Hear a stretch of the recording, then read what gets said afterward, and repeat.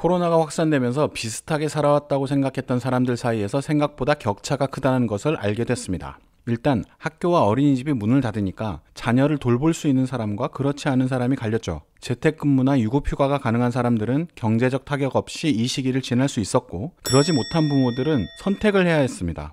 상대적으로 임금이 낮은 여성들이 대부분 일자리를 포기했어요. 일할 수 있는 남성들은 부족한 수입을 메우려고 투잡을 뛰게 됩니다. 쉽게 찾을 수 있는 일자리가 바로 야간 물류센터죠. 지난 시간에 본 것처럼 야간 물류센터는 투잡이 아니라 본업으로 뛰어도 몸이 갈려나가는 현장입니다. 코로나는 그렇게 사회의 불평등 양상을 극명하게 드러냈습니다. 코로나가 확산될 때에도 학교와 어린이집이 완전히 닫혔던 건 아닙니다. 재택근무나 유급휴가가 불가능한 부모들을 위해서 긴급 보육이 진행됐어요. 교실은 텅 비어 있었지만 돌봄 교실은 아이들이 하루 종일 꽉 차 있었습니다. 요양원에도 사람들은 계속 있었죠. 보육교사, 돌봄 전담사, 아이돌보미, 요양보호사, 장애인 활동 지원사, 간병인, 이런 분들을 돌봄 노동자라고 합니다. 코로나가 터지니까 이분들이 우리 사회를 유지하는 데 얼마나 중요한 분들인지 알게 된 거죠. 그래서 이분들을 필수 노동자라고 부르게 됩니다. 그런데 또 이분들은 임금도 제대로 보장되지 않는 한국에서 가장 열악한 노동 환경에 놓인 하층 노동자들이기도 합니다. 필수라고 하면서 임금은 또 제대로 안 줘요. 제대로 헬조선스러운 거죠. 오늘은 돌봄 노동자들이 처한 현실에 대해 알아보겠습니다. 고령화 사회가 되면서 치매나 질병으로 일상생활이 어려운 노인들을 돌봐줄 사람이 많이 필요하게 됐습니다. 이런 분들을 요양보호사라고 하죠. 제가 요양보호사들은 센터를 통해 이용자들과 연결이 되죠. 센터에서는 그냥 연결만 시켜줘요. 그래서 이분들은 언제 잘릴지 모르는 상태가 됩니다. 예를 들면 이런 식입니다. 어르신을 돌보려고 집에 갔는데 집안 청소며 빨래까지 해달라고 합니다. 심지어 다른 가족들의 식사까지 부탁하는 경우가 있어요. 이걸 거절하잖아요. 그러면 센터에 전화합니다. 저희 아버지가 요양보호사 선생님하고 잘 안 맞는 것 같아요. 잘리는 거죠. 이런 경우는 요양보호사만 겪는 일이 아닙니다. 집으로 찾아가는 돌봄 서비스를 하는 노동자는 대부분 닥칠 수 있는 일이죠. 왜 제가형 돌봄 노동자들은 쉽게 해고되는 걸까요? 일단 고용 형태가 아주 지독합니다. 제가 돌본 노동자들은 일한 시간만큼 시급을 받습니다. 보통 노인 요양의 경우 하루 3시간씩 가거든요. 어떤 돌봄 노동자가 하루에 2명의 노인을 돌본다고 하면 하루 6시간 일을 한 것이고, 거기에 시급을 곱해서 월급으로 받습니다. 만약 하루에 1명의 노인만 돌본다고 하면 하루 3시간 일을 하게 된 거죠. 하루 6시간 일하다가 하루 3시간으로 줄어들면 수입이 절반이 되는 거잖아요. 하지만 그런 경우가 허다합니다. 센터에서는 이용자가 취소했으니까 어쩔 수 없다라는 겁니다. 이렇게 고용주가 필요한 때만 노동자를 호출하는 방식을 호출 노동이라고 합니다. 그런데 센터들의 지독함은 이제 시작입니다. 하루 3시간씩 일주일에 5일을 일하면 주휴수당을 줘야 합니다. 그래서 금요일에 2.5시간만 배정합니다. 이런 경우도 있습니다. 한 달에 60시간 이상 일하면 4대 보험을 들어야 합니다. 그래서 시간을 조정해서 59.5시간을 만들어요. 4대 보험 비용을 안 쓰겠다는 거죠. 설령 4대 보험에 가입한다고 해도 무용지물일 때가 많습니다. 이용자가 서비스를 취소해서 돌봄 노동자가 할 일이 없어지잖아요. 그러면 일자리를 제공해야 하는 시설에서는 휴업수당을 줘야 합니다. 그래서 센터에서는 사직을 강요하는 경우가 많아요. 이게 또 동네에 있는 센터들끼리 다 연결이 돼 있기 때문에 찍히면 일을 못 구할 수도 있거든요. 그래서 알아서 나가야 하는 거죠. 그런데 사실 이런 시설에서 제공되는 정부 지원금 중에는 4대 보험, 주휴수당 이런 게 다 들어있습니다. 근데 현실에서는 이걸 안 써서 시설의 이익으로 남겨먹는 겁니다. 아니, 이게 주휴수당은 편의점 알바들도 대부분 챙겨받는 수당이잖아요. 근데 이것까지 빼앗는 건 도대체 어느 나라에서 사업하는 분들인지 모르겠습니다.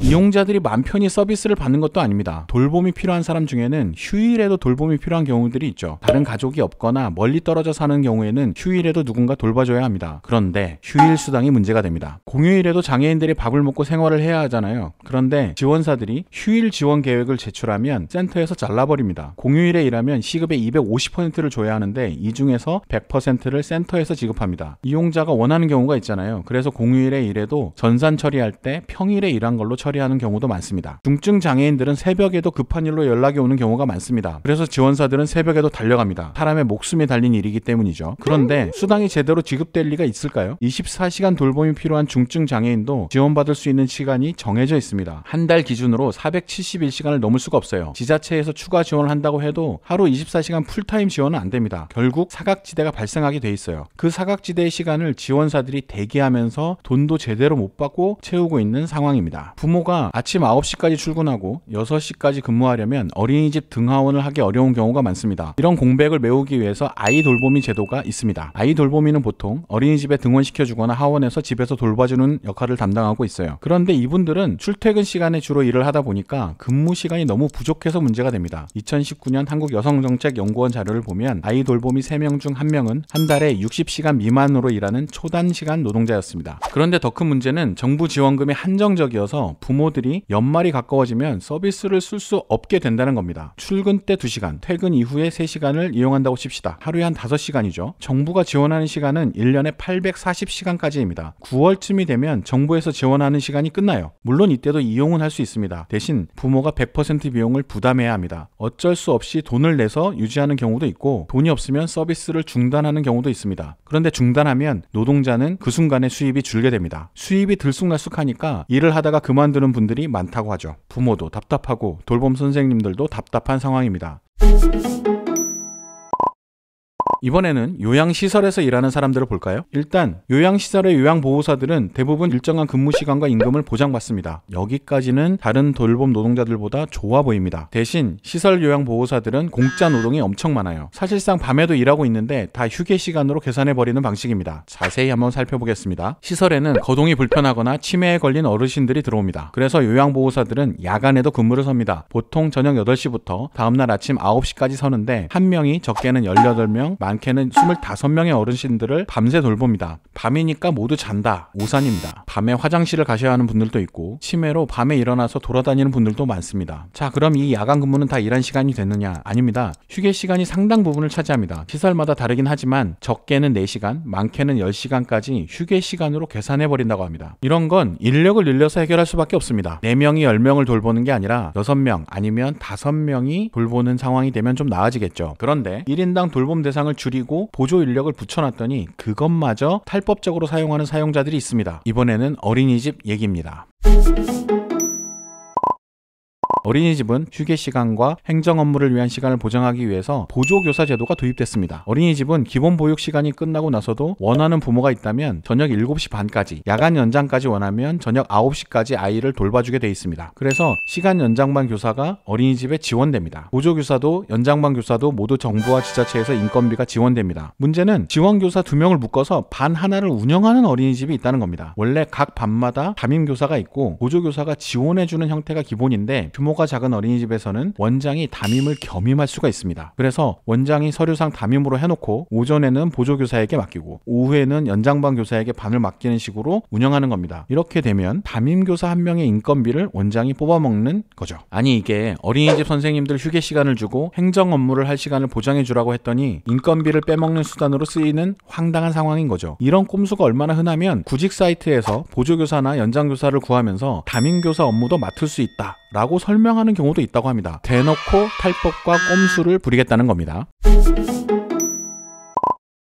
돌봄 노동자들은 대부분 힘을 씁니다. 아이를 돌보든 노인을 돌보든 장애인을 돌보든 그들의 손발이 돼서 몸을 부축하고 목욕을 시키고 기저귀를 갈고 일거수일투족을 돌봅니다. 누워있는 어르신들은 욕창이 생길 수 있습니다. 그래서 자세를 수시로 바꿔줘야 합니다. 밖으로 나가려면 휠체어에 앉혀야 하죠. 시설에 있는 요양보호사가 야간 당직을 서게 되면 20명이 넘는 어르신들의 기저귀를 쉬지 않고 갈아야 하는 상황도 발생합니다. 중노동 중에서도 중노동입니다. 그러다 보니까 손목, 어깨, 허리, 무릎, 성한 곳이 없습니다. 근골격계 질환을 달고 산다고 합니다. 그런데 이런 근골격계 질환은 산재로 판정되기도 까다롭습니다. 이게 일 때문에 생긴 거냐 아니면 원래 있는 거냐 이런 것들이 구분하기 어렵기 때문이죠. 그래서 몸이 아파서 그만둔 요양보호사, 장애인 활동 지원사들이 꽤 많다고 합니다. 더 심각한 문제도 있습니다. 돌봄 노동자들은 상시적으로 폭력에 노출돼 있다는 겁니다. 욕설은 폭력 축에도 끼지 못합니다. 요양보호사들은 치매 걸린 어르신들의 욕설을 자장가 수준으로 듣는다고 하죠. 게다가 제가 요양보호사나 장애인 활동 지원의 경우에는 집으로 가야 되는데 흉기를 들고 위협하는 경우도 있다고 합니다. 그 현장에 딱 둘만 있다고 생각해보세요.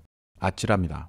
더 나아가서 성폭력의 위험이 언제나 있습니다. 돌봄 노동자 절대 다수가 여성입니다. 아무리 노인이나 장애인이라고 해도 남성을 혼자 목욕시키는 상황은 위험을 동반합니다. 일상에서도 신체적 성폭력이 빈번하게 일어납니다. 성폭력을 시도하다가 항의하면 마치 정상이 아닌 것처럼 연기하는 경우도 있습니다. 그런데 그걸 구분하기가 어려우니까, 게다가 자칫 항의하다가 일자리를 잃기 때문에 돌봄 노동자들이 감내하는 경우가 너무 많다고 합니다. 사실 이건 범죄인데 범죄에 노출돼 있는데 보호가 되지 않고 있는 거죠. 폭력에 노출돼 있고 위험 속에서 일하고 매일 질병을 달고 살면서도 구조적으로 저임금, 그마저도 각종 수당을 빼앗기는 노동자들. 오늘은 돌봄 노동자들이 처한 현실에 대해 알아봤습니다. 왜 이렇게 되었을까요? 다음 편에서 이렇게 된 원인을 살펴보도록 하겠습니다.